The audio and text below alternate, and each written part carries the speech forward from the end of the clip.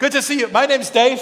I am one of the pastors here in this church, and I love that you're here. I'm just making some space. And I love that you're here, and I hope you feel at home among us already. If this is your first time, welcome, welcome, welcome. That song, I really like that song we were singing, The Waymaker. It's a good song, isn't it? It's such a faith-building song. I know we love singing it. I want you to imagine with me just for a moment, just indulge me with this. Imagine we could go into a time machine and we could time travel 3,300 years back to the Sinai Peninsula and meet the children of Israel when they have just escaped Egypt and are on their way to the promised land.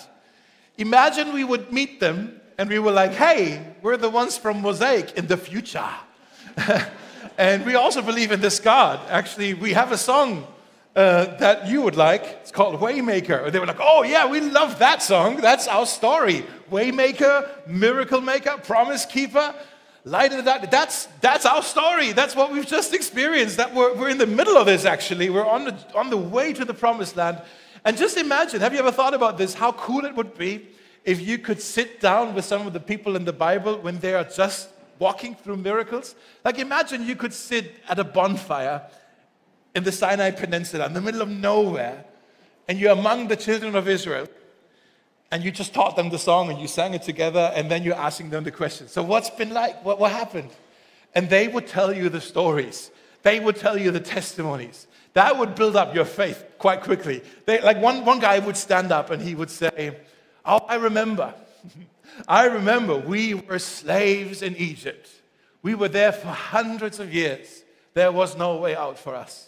But then God raised up Moses. And Moses went to the Pharaoh and he said, let my people go, set my people free. But Pharaoh didn't want to set us free. So God sent the plagues and the locusts and the frogs and the hail and all of the darkness and all of the disaster that came. Until finally the Pharaoh said, I've had enough. Please, just leave. Take your stuff and leave. And then we were allowed to go. Then the next guy stands up. Yes, and I remember, we should never forget how we were standing at the shore of the Red Sea. And we didn't know how we're going to cross the water. Did anybody bring a raft? No raft. Okay, what are we going to do? How are we going to cross the Red Sea? And then God, through Moses, parted the water. And we actually walked through to the other side, not on muddy ground, but on dry ground. God provided a way. He's a way maker, miracle. I like it. Yeah, And then the next guy would stand up and was like, remember when we got to the other side, and then we all got really thirsty because we didn't have any water with us. We ran out of water. And we thought, now we're going to die and perish in the wilderness. And then God, through Moses, who touched a rock, there was fresh, cold water that kind of came out of the rock. What? And God provided for us, and we didn't have to thirst to death. And then the next guy says, remember when we didn't know where to go because we didn't have Google Maps. And then God showed up with the cloud of glory. And just that the cloud of glory moved ahead of the whole tribe. And we would just have to follow the cloud and it would lead the way. And we were walking by faith and not by sight. Remember that God has been so kind to us. And then the next guy says, remember when we got hungry in the wilderness? And we were starting to complain. We're like, we want to go back to Egypt where we had garlic and cucumber. They were missing the tzatziki, and that's what that was. It's like we want to go back to the garlic in Egypt. And then God let manna rain down from heaven. This special food that God provided for them every day. Fresh manna from heaven. God provided food from heaven. What a God. He's always showed up. Waymaker, miracle worker. And then maybe the next guy says, remember when we just got here to where we are right now at the foot of Mount Sinai. And Moses, our leader, he went up to the mountain and he met with God on the mountain. And then he came back down again and his face was radiant because he met with God. It says in the Bible, Moses' face was white, which to people like me is like, oh, his face is white. But remember, like they were in Africa. this is what's wrong with Moses. His face got white. It was black before. Like, I don't know. Okay, so, sorry, no offense. Oh my goodness, you're going to write emails again, aren't you? So Moses came down his face was radiant. He was glowing. With someone else, he got white. And then he brought to us the 10 Commandments. God showed us how we can live with one another so we can flourish as a community. God has been so kind to us. He's always showed up right on time. He's always been faithful to us. Waymaker, miracle. But then Exodus chapter 32 happened, which is our passage for today. Exodus chapter 32, and that is, again, the people of Israel, after they have seen so much of the goodness and the faithfulness of God, here's what happened. You can scan the QR code and read along on your phone, or just read along on the screen, or get a piece of paper in the back and read along on a piece of paper. Here's what it says. Exodus chapter 32, after God has been so good to them. So Moses goes up to the mountain a second time. He's already been down once, gave them the 10 Commandments, and then was asked to come back up for some more instructions from God.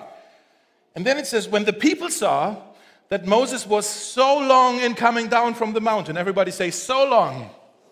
So long in coming down from the mountain. They gathered around Aaron, who's kind of the number 2 leader next to Moses. And they said to him, Aaron, come on, make us gods who will go before us.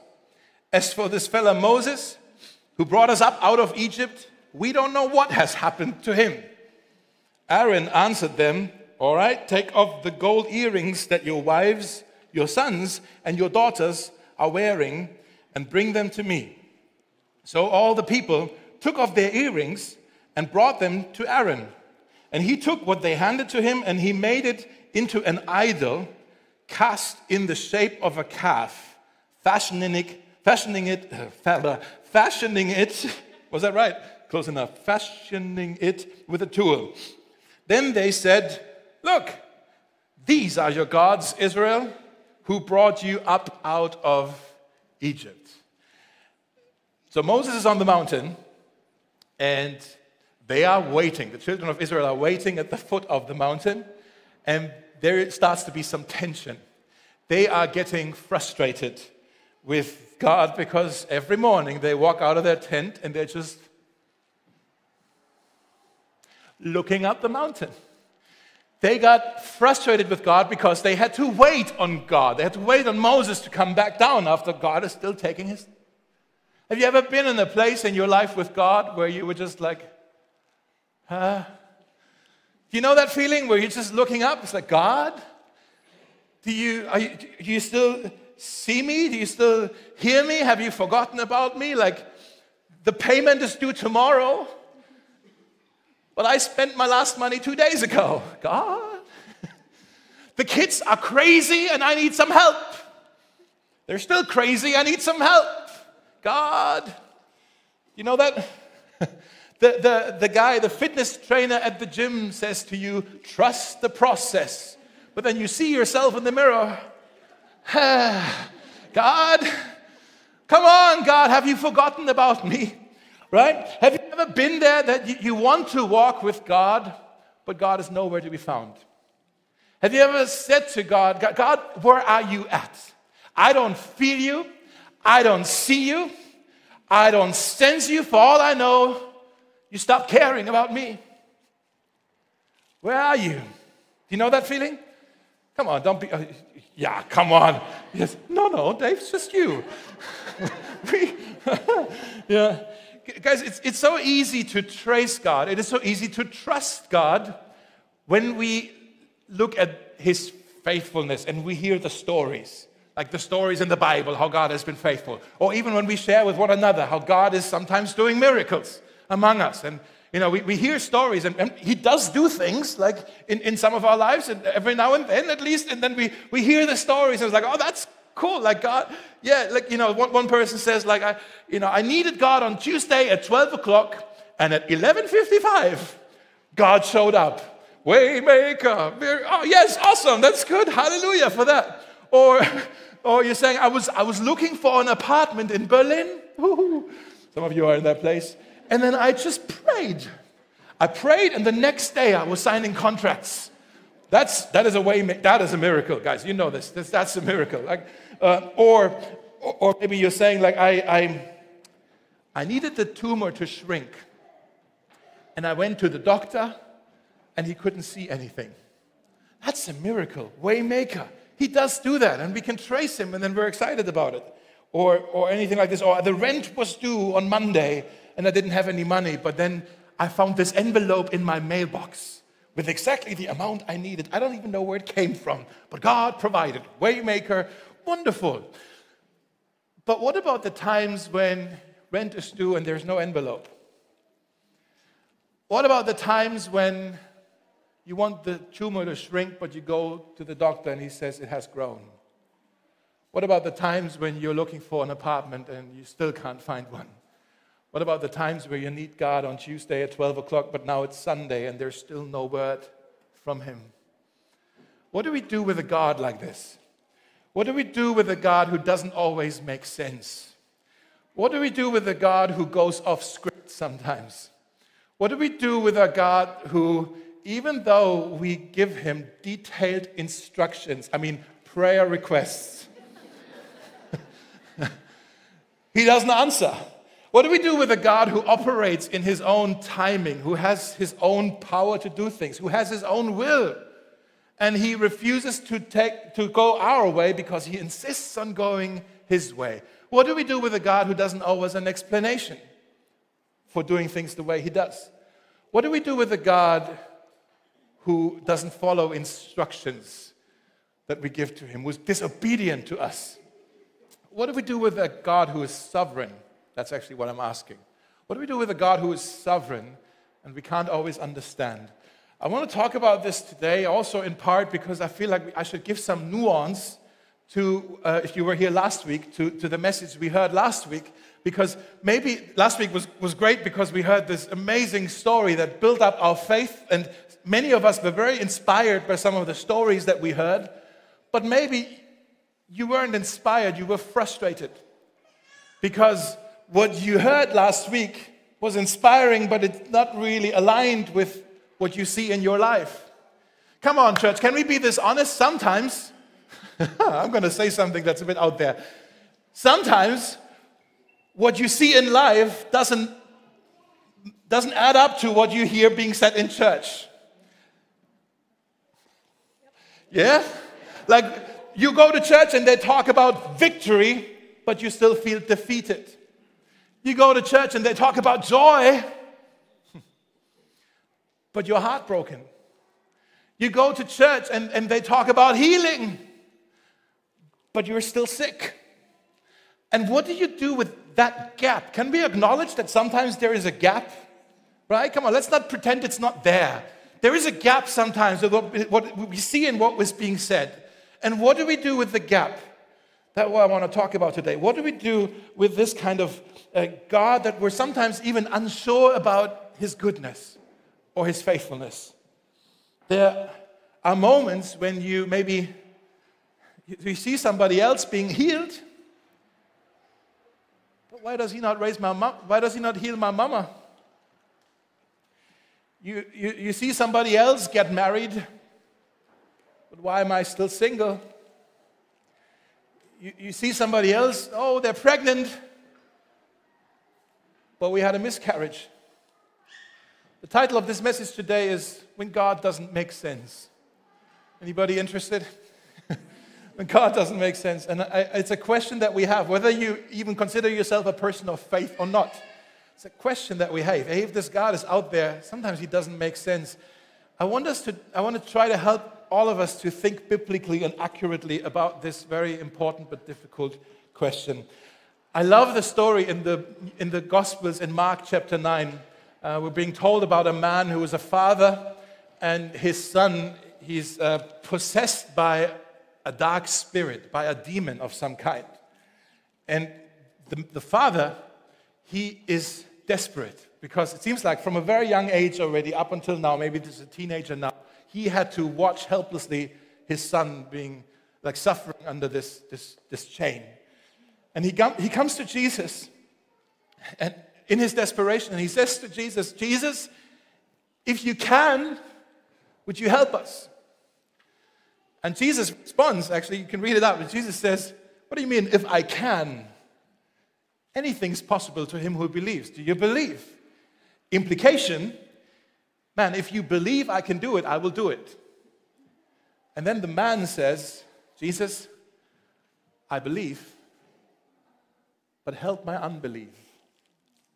And isn't that one of the most honest and helpful sentences in the Bible? It's powerful. Jesus, I believe, but help my unbelief. You see, as we read more about the story, we're being told that this demon that was on this young boy was torturing him physically.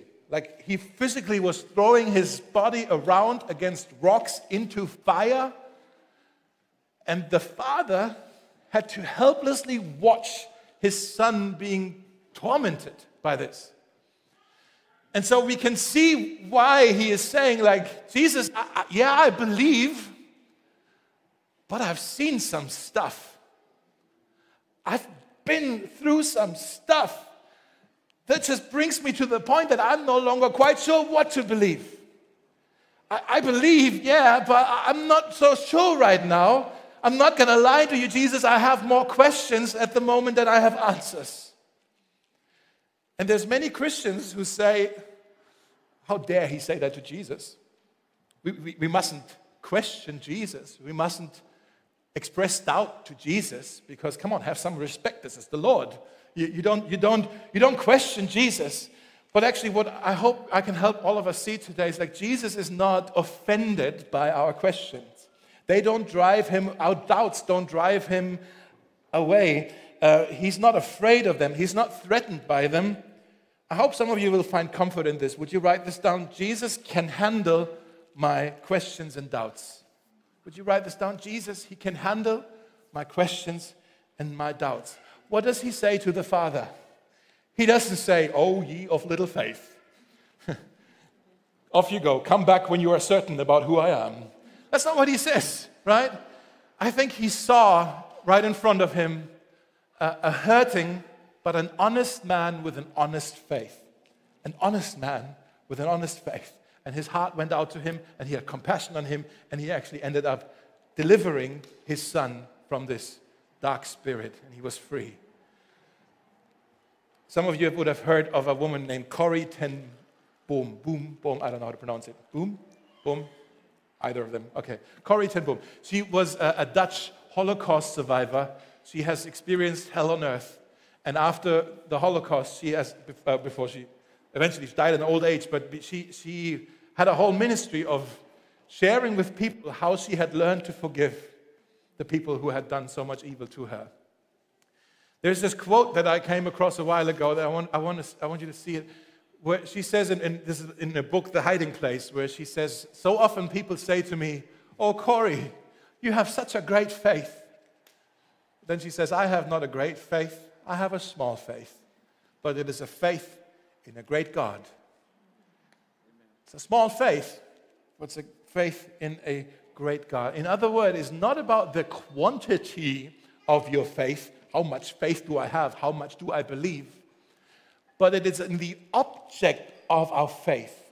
Who do you believe in? That's where the power is.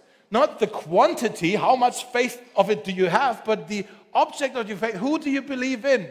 You see, faith is not this virtue that you can somehow build up in your life as if you can self-inflate faith in your heart through kind of positive thinking and self-motivation and those kinds of things. That's not how it works. That would be like if you had a football that is flat, or a handball that is flat, and the ball is flat, and the ball thinks I can inflate myself by just breathing in really hard, and then the ball can self-inflate. That's not how it works. The ball needs something external to breathe in and bring in the faith, the air. That's how it works with us. Like we can't self-inflate faith. We need something external. We need to look to something external, the object of our faith, and that is Jesus Christ and what he has done for us on the cross. That's where faith begins. That's where faith begins. Now, Jesus is patient. He loves it when we're honest. I think Jesus invites you to even pray more honest prayers. To say to him, Jesus, I don't understand you right now. Have you ever said this to him? Jesus, you don't make sense to me right now. Jesus, I find you very difficult at the moment because of the stuff in my life. And I know you didn't cause this, but you're allowing it. Isn't that the thing? I know you could do something about this, but somehow this thing that you allow in my life, I find it really hard to understand why you do this. I'm not going to lie. I believe, but help my unbelief. Here's something that, as I walked with God in my journey, that I'm trying to get my head around. I think something I'm trying to understand, or maybe I'm starting to understand. But when I first thought about this, it really messed with me. So I'm going to share it with you today so it can mess with you too. If you don't want to be messed with, put your fingers in your ear. Don't listen to this next bit, okay? It messed with me, and I think it's important for us to go there. So let me explain. I have, in my life, I have a whole list of desires and longings, as you do too, where we long for God to provide for us. A whole list of things. It's different for each one of us, but we have these things that we pray for, right? And then I also have a whole list of questions and problems that I don't know the answer to, and I'm looking to Him for the answers and the solutions. Okay? Now, that's true. And maybe you're like me as well. Like in my mind, I have these almost listed, and then below I keep a little bit of a gap for Jesus. And I'll ask you, here's my question, or here's my need. I'll leave a gap for you, Jesus. I trust you, but here's a gap. I don't know, there's a blank right here. Please give me an answer. Please fill it with your provision. And it's still blank. Do you have that? I think many of us do, right? Now, here's the question I'm wondering about. You can write it up as well. What if God isn't in as much of a hurry to answer my prayers as I am in a hurry? What if God isn't in as much of a hurry to answer my prayers as I am? In other words, what if it's just not as urgent to Him as I think it is urgent? Oof. That messes with you if you allow that thought, okay? Let me explain it this way. Little story time. When I was still in school, I was never a really good student. I struggled in school. In German, we say vier gewinnt, so it's just barely make it through, so you kind of eventually can graduate, but not really well. So I struggled in school. Particularly, I struggled in math. Those of you who are good at math, I don't know what's wrong in your head that you understand these things. Like I struggled with math. I was okay. I was good in math in the early years when it was just a basket with apples and you had to count the apples. I was good at that. And then every now and then they said, now Max or whatever, some weird boy comes along and he eats 5 apples. Like, what's wrong with Max? He's really hungry. But like he eats 5 apples. You had to do subtraction. I could still do that. But then I guess I didn't pay attention for a while, and when I started to pay attention again, suddenly they had letters.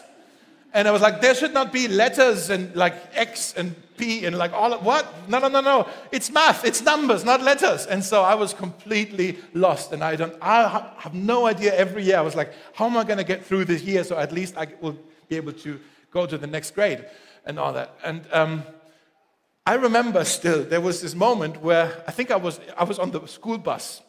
And the math book that I had, it fell out of my backpack and it was opened as it lay on the bus floor. It was opened on the last pages. And guys, I saw something on the last pages. And that's why it says revelation at the very end of the Bible. There was a new kind of insight, like a treasure chest that opened up, that nobody has ever told me about. In the very back of my math exercise books, there were the answers to all of the problems and the exercises in the earlier pages. Why has no one told me about this? So overnight, I became the homework king of my class. It went up to the whole nother level.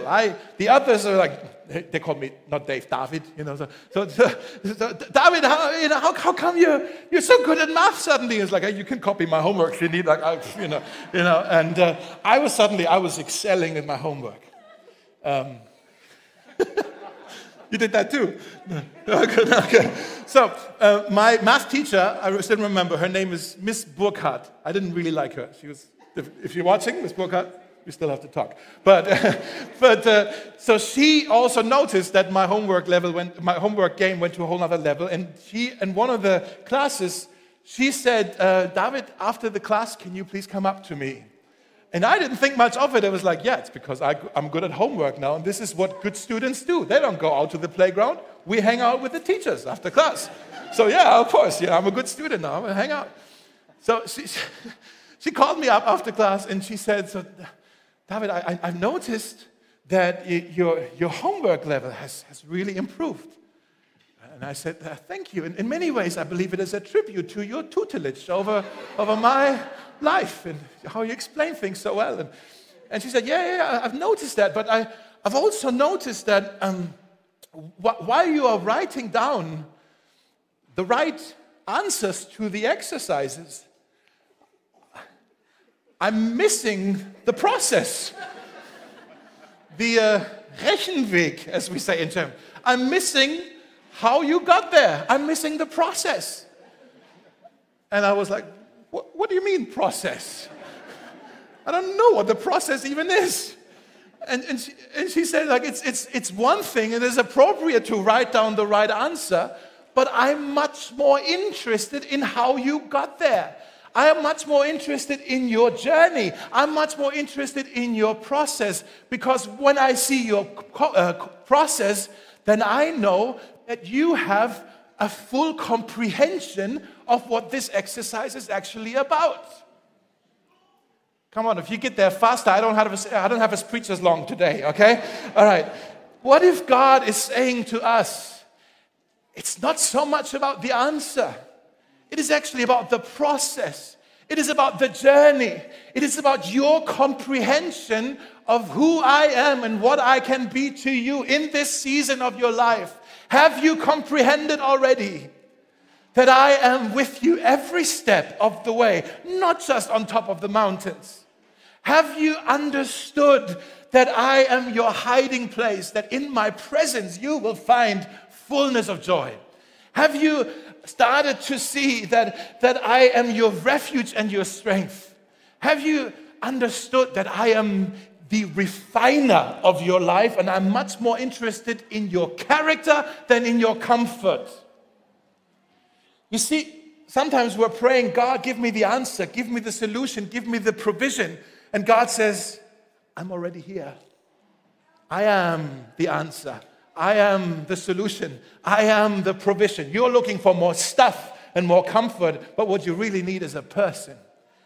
And there's no other way for you to actually get this than to go through this, yes, painful process. And I know you don't understand it right now. And I know you have questions. And I know it doesn't make sense. But it is in this process that you start to comprehend more fully that I am the God of abundance to you. The God of abundance to you. You see, so many of us Christians, we have a very strange idea of what the abundant life is all about. We think the abundant life is getting everything that we want. Whereas in fact, the Bible says the abundant life is realizing God is everything that we need. It's not about getting everything that you want. It's about realizing God is everything that you need. Maybe you've heard the testimony of a woman called Joni Eareckson. She is an American lady, still alive she is, and when she was 17 years old, she had an accident while swimming. And since that day, she is paralyzed in a wheelchair. And she has prayed many times in her life for God to just heal her body. She had faith for it. Like, I believe God can do it. She's even seen him do miracles in other people's illnesses and sicknesses. And she's prayed for it, but it's never happened. And then finally she said this. I think the quote is on the screen. She said, God has chosen not to heal me, but to hold me. Think about this. God has chosen not to heal me, but to hold me. And I'd rather be in this wheelchair knowing him than on my feet without him. Wow. That's let that sink in. That's big. Here's someone who thought this through a little bit. I'd rather be in a wheelchair with him than on my feet without him. I remember I had a conversation with a friend. He knew at the time I had a recurring prayer request. One thing I just really wanted God to provide for me. And he prayed with me for that thing. And he said to me, Dave, if God were to never give this to you, would he still be enough? Now that's a diagnostic question to think about. If God were to never give you the thing you long for, the answer that you need, the prayer request that you have, if you never get it, is he still enough? Makes me think again of, remember a few weeks ago we had a series on the life of Daniel before the summer break, and we talked about Daniel's three friends, Shadrach, Meshach, and Abednego. This crazy story where everyone in the whole nation was asked or commanded to bow before the king, not just out of reverence, but in worship, to worship the king as if he were a god. And these three were the only ones, it seems, who refused to do so. And they're standing, they're not kneeling, they're standing before this Babylonian king Nebuchadnezzar. And he says, once again, he says, if you don't bow, you need to bow right now. If you don't do it, you will be thrown into a fiery furnace. And remember, we talked about their story and how crazy that was. And what did they say to Nebuchadnezzar in that moment? They said, you may throw us into the fiery furnace, but we believe God can rescue us from the fire. But not only that, they said, and even if he does not, we will still worship him. God can do it, but if he doesn't, even if he doesn't, we will still worship him. He is still enough. God can cure my depression, but even if he doesn't, I will still worship him. God can fix my marriage, but even if he doesn't, I will still worship him. God can give us a baby, but even if he doesn't, I will still worship him. God can help me find a spouse, but even if he doesn't, I will still worship him. I still have him. And when I have him, I have everything that I need, and I have more than I ever deserved. I have everything that I need, and I have more than I have ever deserved. Here's two things that I believe I know about God that help me with this. I just have to remember what he's like and who he is. There's two things I know about him. I know his goodness is greater than my goodness, meaning his understanding of what is good is greater than my understanding of what is good. Sometimes I think something is good, but it actually isn't good. That doesn't happen to him. What he thinks is good is always good. Also, his wisdom is greater than mine. His goodness is greater than mine, and his wisdom is greater than mine, which means he knows things, and he sees things that I don't know and that I don't see. Does that make sense? So sometimes I know I am praying for things. I'm asking God for things that actually wouldn't be good for me. Come on, can we be honest? In hindsight, we sometimes realize this. You and I, we have prayed for some things in our lives that if God would have granted these requests, it would have been a disaster. It would have ruined us. It would have pulled us away from him. It would have been a disaster in our lives. Like, just think about the person you wanted to date when you were young. And then you met her again a few years later. And you're like, thank you, Jesus, for your wisdom and your goodness, for allowing that to never work out.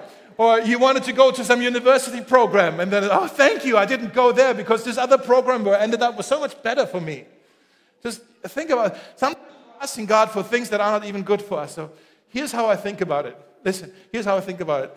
God gives us what we're asking for, and if not, he instead gives us what we would have asked for if we knew what he knows. One more time. God gives us what we're asking for. And if not, he instead gives us what we would have asked for if we knew what he knows. His wisdom and his goodness is greater than ours. And when we don't understand him, we need to learn to trust his goodness. Maybe you want to write it down this way. When I can't follow his hand, I don't understand what he's doing. When I can't follow his hand, I trust the goodness of his heart. I don't understand what he's doing, but I know he has my best interest in mind. Now that is hard. And the problem is we get impatient with him, don't we? We're like the children of Israel at the foot of Mount Sinai. We get impatient. And what do we do when we get impatient with God? We do the same thing that they did. They replaced him. They were saying, this God is taking too long. Aaron, come over. We're tired of waiting for this God. He's delayed. This one is delayed. Make us a new God. And then it says, they reached for their gold. They reached for their earrings. They reached for their gold. When you're frustrated with God's timing, you're reaching for an alternative. Which begs the question, when you are frustrated with God because God is taking too long, what are you reaching for? What are you reaching for in your life? When you're frustrated with God, when he doesn't fit to your timeline, what are you replacing him with? What is the thing that you reach for as a cheap counterfeit to him? You long for God, you're waiting for God, but then you reach for something else because you're tired of waiting for him. Guys, we do this more often than we'd like to admit. Maybe we don't build golden statues of a golden calf or anything, but we do this all the time. Let me explain.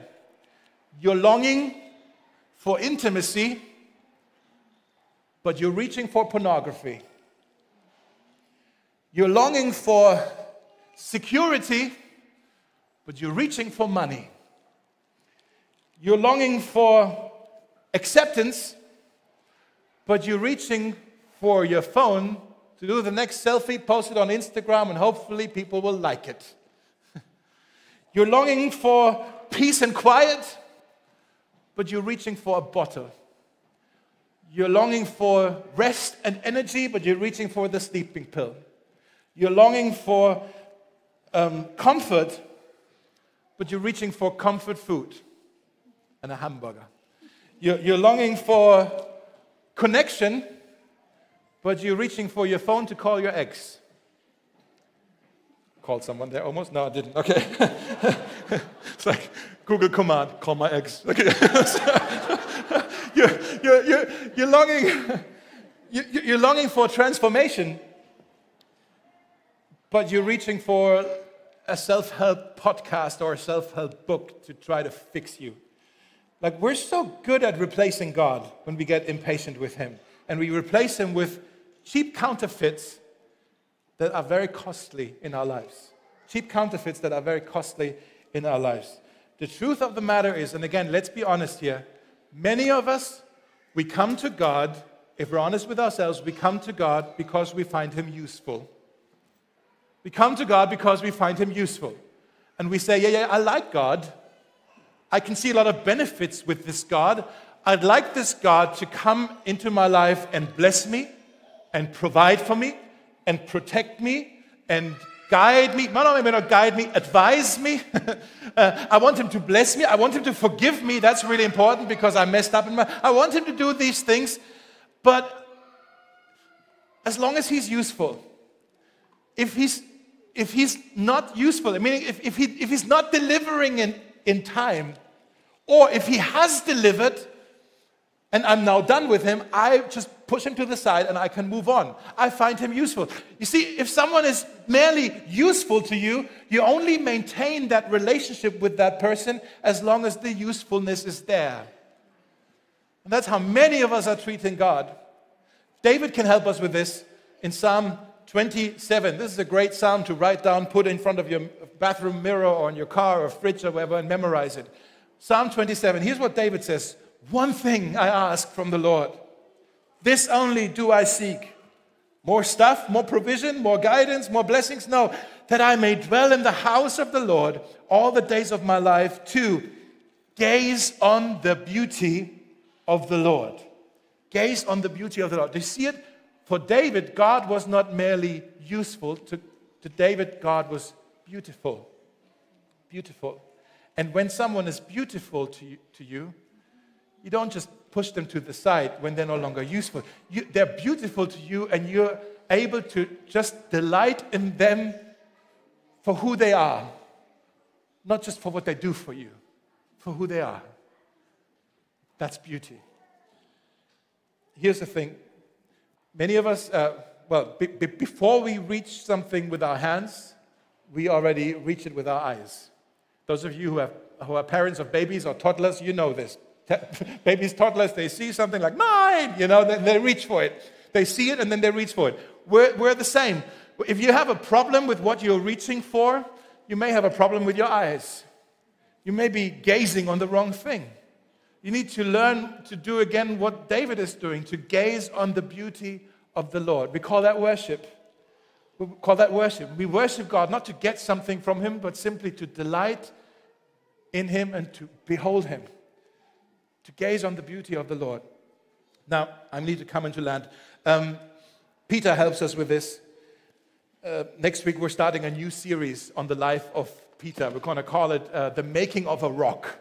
Okay, Peter, yeah. The Making of a Rock starts next week, and it's going to go on for quite a few weeks, I think all the way to November, maybe. So if you don't like Peter, you need to look for a different church over the next 3 months and then come back for Christmas. But the story of Peter, the disciple of Jesus, and how he became the rock, and because he didn't start that way. We're going to look at this next week. But many of you are familiar with bits and pieces of Peter's story already. There's one bit that's quite famous where Peter actually was walking on water.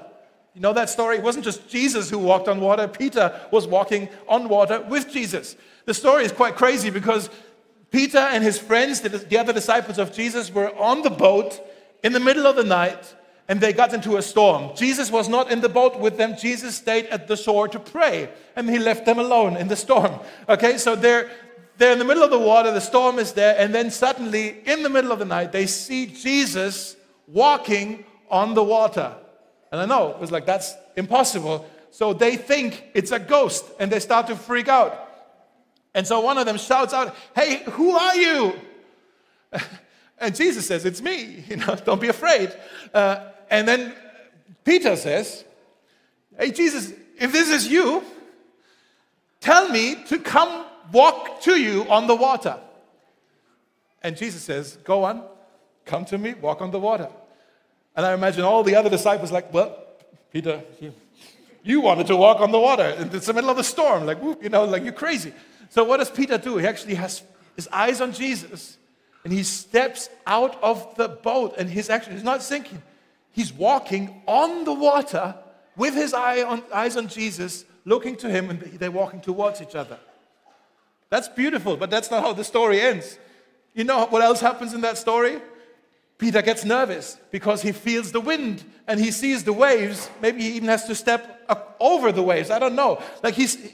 Suddenly he's looking down. He's no longer looking to Jesus like, "Ooh, actually, hold on, what am I doing?" And I just imagine, I know the Bible says he saw the waves and he saw the wind and he got terrified.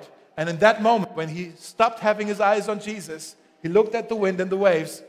He started to go down, and he was sinking. Okay? Jesus comes, and he comes to Peter. He's now in the water. Jesus still on top of the water, and he looks down and is like, "Peter, why did you doubt?" Now, we often read that sentence, "Why did you doubt?" in a very kind of condemning tone. Like, "Peter, look at you. You're all wet." "Why did you doubt me? Come on, I'm Jesus." As if Jesus is so impatient with us. But I don't think that's, how sometimes we read anger into God's voice when we read the Bible? Like as if God always has a deep, angry voice. Like, why is that? What kind of picture of God do we have? I think the way Jesus meant this was more like, those of you who are dads, you know this, like when we have small kids and we put them on top of a tree or on top of the refrigerator or something, and then we say, "Hey, come down, I'll catch you." And they're screaming. It's like, "Oh, it's too high." And mom is screaming as well. "Oh, it's too high." Like, no, I'll catch you. I know you think this is scary, but I'm here. I'm your daddy. I have strong arms. Trust me, I'll come catch you. And then they jump, you catch them, And you'll see, you did it. See, well done. Why did you doubt? Come on, I'm your dad. I'll hold you. I'll catch you anytime. I'm here for you. It's a very important bonding moment in parenting, right? Why did you doubt? I think that's how Jesus meant it. Come on, why did you doubt? I'm here. I'm here for you. I'll help you. I'll catch you. That's who I am. I'm not a big fan of cheesy Jesus art, because oftentimes it's very cheesy, especially the AI Jesus art that some of you are producing and posting on your Instagram. Don't do it. But there's one Jesus picture I really like. It is cheesy, but I really like it. It's on here of Jesus helping. Do we have it the next year? It's Jesus on top of the water. He's still standing on the surface of the water. And this is from the perspective of Peter, who's obviously drowning.